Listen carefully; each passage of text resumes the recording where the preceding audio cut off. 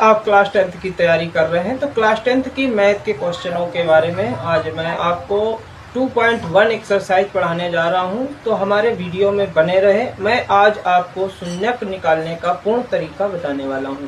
तो अगर ऐसे कोई फिगर दिया जाएगा और उसमें दो प्रकार के फिगर की कंडीशनें होती हैं और उन दोनों प्रकार की कंडीशनों के बारे में आज मैं आपको डिटेल में बताने वाला हूं कि फिगर दे देगा और उससे हमें शून्यक निकालने होंगे तो शून्यक कैसे निकाले जाएंगे।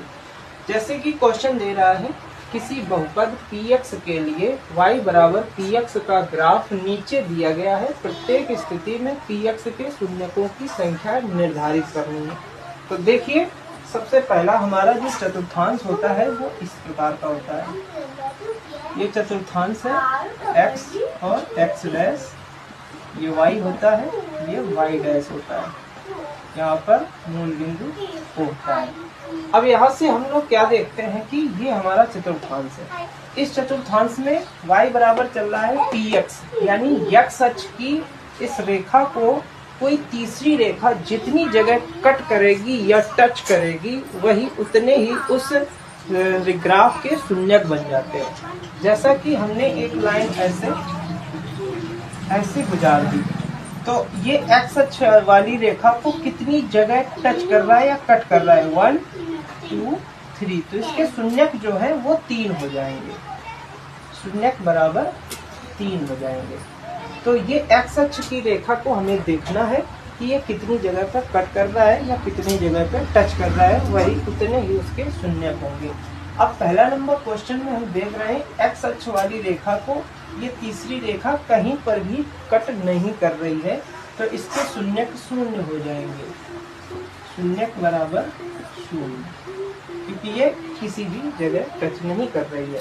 अब इस रेखा में देख रहे हैं ये जो ग्राफ हमने खींचा है वो x अक्ष को केवल एक जगह कट कर रही है, तो शून्यकों की संख्या बराबर 1 हो जाएगी। शून्यकों की संख्या बराबर 1 हो जाएगी। अब इसमें देख रहे हैं ये 1 2 3, तो इसमें शून्य कितने हो जाएंगे, 3 हो जाएंगे। तो शून्यकों की संख्या बराबर 3 आएगी। ऐसे आसानी से आप निकाल सकते हैं। जैसे इसमें देख रहे हैं 1 2 जगह कट कर रही है, तो इसमें शून्यक हो जाएंगे 2, तो शून्यक बराबर 2 होंगे।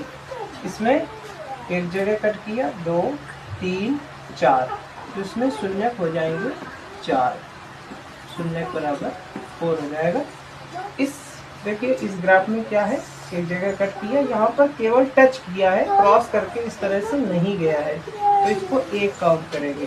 1 ये हो गया, 1 ये 2 और ये 3। y अक्ष वाली रेखा से हमें नहीं मतलब है, केवल x अक्ष वाली रेखा को हमें देखना है। तो 1 2 3, इसमें शून्यक हो जाएंगे 3। तो ऐसे अगर आपको y बराबर px टाइप के ग्राफ में ऐसे पता करना हो तो इस टाइप से आप ग्राफ से निकाल सकते हैं शून्यकों की संख्या। इसी में ये क्वेश्चन दो प्रकार से पूछा जा सकता है। अगर इसी में आ जाए कि बहुपद py के लिए x बराबर py अगर हो जाता, तो जो कंडीशन हम लोग x अक्ष पर देख रहे हैं वही कंडीशन हम फिर y अक्ष पर देखते हैं। अगर कंडीशन हमारी आ जाए x बराबर py और ऐसा कोई ग्राफ खींचा हो,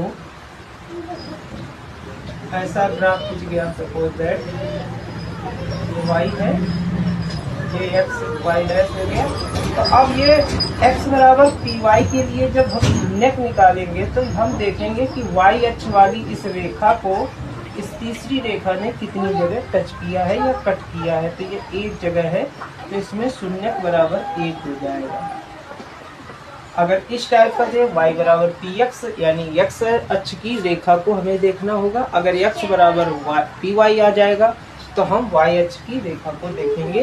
तो अदर जितनी भी आपको बुक्स मिलेंगी इसमें दोनों ही प्रकार के क्वेश्चन आपको देखने को मिल सकते हैं। और आई होप कि आपको हमारे बताए हुए नियम समझ में आया होगा। अगर आपको हमारा क्वेश्चन पसंद आया है तो लाइक करें, हमारे चैनल को सब्सक्राइब करें।